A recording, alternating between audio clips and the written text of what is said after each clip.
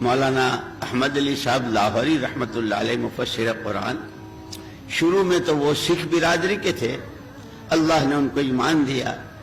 پھر ہمارے اکابر حضرت شیخ الہند صاحب اور حضرت شیخ الاسلام صاحب رحمہم اللہ جو کسی زمانے میں مالٹا میں اسیر رہے، ان کے ہاں پڑھ رہے تھے۔ ایک دن ایک مولوی صاحب آئے، کہنے لگے کہ ایک ہی لڑکی ہے اور کسی عالم سے شادی۔ حضرت شیخ الہند صاحب رحمۃ اللہ نے فرمایا کہ یہ ہمارے بچے ہیں، دیکھ لو۔ تو مولانا احمد علی صاحب پسند آئے کہ یہ لڑکا، حضرت نے بلایا، احمد علی شادی کرو گے؟ حضرت ہم سکھ برادری کے، ہم کو کون بیٹی دیتا ہے؟ ارے کوئی دے تو کر لو گے، آپ میرے بڑے ہیں، جو میرے لیے آپ فرمائیں، عصر کی نماز میں آ جائیے۔ حضرت شیخ الاسلام حضرت مولانا حسین احمد مدنی رحمۃ اللہ علیہ ان کے ساتھی تھے، ہم سبق تھے، دوستوں میں جیسے بے تکلفی ہوتے، ابے تیرا نکاح ہے، کسی سے نیا جوڑا مانگ لے۔ تو مولانا احمد علی صاحب رحمۃ اللہ نے فرمایا کہ بھائی ہاں مانگنا تو بہت بری چیز ہے، آج تک میں نے تو کسی سے نہیں مانگا، تو پھر چلو بازار چلو، وہاں سے خرید لیتے ہیں۔ فرمایا میری جیب میں پیسہ نہیں ہے،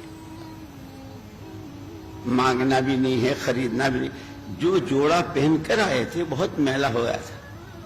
اسے تو دھو لے۔ ہاں یہ دھو سکتا، بہت موٹا تھا، دھویا، کچھ گیلا کچھ سوکھا، عصر کا وقت ہو گیا، آ گئے، نکاح ہو گیا، رخصتی ہو گئی۔ گھر والوں نے اپنی بیٹی سے پوچھا کہ بیٹی کیسا پایا ہے؟ ابا، چونکہ وہ بھی عالم کی بیٹی تھی، گھروں میں دینی مذاکرے اور یہ ساری چیز، ابا کتابوں میں بہت پڑھا، جنت کا سکون، جنت میں محبتیں، جنت میں کیا کیا، کیسی خوشیاں، کہیں کوئی رنج و غم اور اس کا کوئی تصور نہیں۔ ابا مجھے تو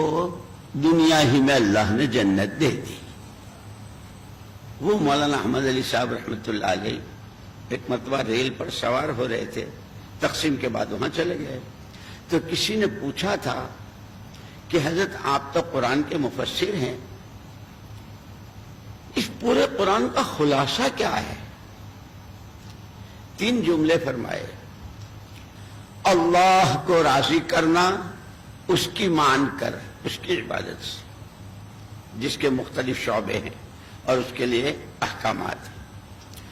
محمد الرسول اللہ صلی اللہ علیہ وسلم کو راضی کرنا، آپ کی شریعت اور آپ کی سنتوں کا اتباع کر کے، اور تیسرا فرمایا مخلوق کے خدا کو راضی کرنا، ان کی خدمت کر کے، جو آپ حضرات کا خاص پیشہ ہے۔ اور اس میں مجھے یاد آیا ایک مرتبہ خلیفہ ہارون رشید، دنیا کے ان 4 بادشاہوں میں سے جس کی وقت واحد میں پوری دنیا پر حکومت تھی، اپنے شاہی محل میں تھے، زبیدہ ان کی بیگم کا نام تھا۔ حضرت عبداللہ ابن مبارک رحمۃ اللہ علیہ 6 مہینے حدیث پڑھاتے تھے اور 6 مہینے اللہ کے راستے کی نقل و حرکت کرتے تھے۔ وہ درس دے کر کے جا رہے تھے، راستے میں چھینک آئی، ان کے شاگردوں کا جھرمٹ ان کے پیچھے تھا، انہوں نے جواب میں رحمک اللہ کہا، تو بہت بڑا مجمع تھا، آواز ایسی ہوئی کہ جیسے کوئی، زبیدہ نے جہرکے سے جھانک کے کیا ہوا کیا ہوا؟ لوگوں نے کہا کچھ بھی نہیں ہوا، امام المحدثین جا رہے ہیں، چھینک آئی، ان کی چھینک کا جواب دیا۔ اس پر زبیدہ نے خلیفہ ہارون رشید سے یوں کہا، حکومت تمہاری ہے کہ ان کی ہے، جس کی چھینک پہ لاکھوں دل حرکت میں آ گئے؟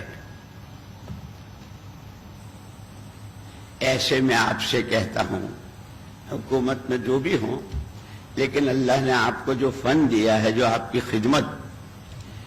اللہ اکبر، آپ کے ہاں کسی طرح کی کوئی، میں نے جو چیز محسوس کی ہے، میں برابر، بہت ہمارے بھی تعلقات ہوتے ہیں، ہمارے ڈاکٹر صاحب تو اللہ تعالیٰ ان کی عمر میں بھی، ان کے علم و عمل میں بھی، ان کے خاندان میں بھی بہت برکت نصیب فرمایا۔ آپ کے ہاں سب سے بڑی چیز جو حضور اکرم صلی اللہ علیہ وسلم نے آخری حج میں عرفات کے دن جو امت سے آپ رخصت ہو رہے تھے، مختصر الفاظ میں کہتا ہوں کہ 23 سالہ محنت کا خلاصہ دیکھ لیا، سارا شرک توحید سے، تمام جہالتیں کافور اور قرآن و حدیث کی تعلیم سے، اخلاقی گراوٹ بلندیوں سے، معاشرے کی گندگی انتہائی پاکی سے اور معاملات کی صفائی،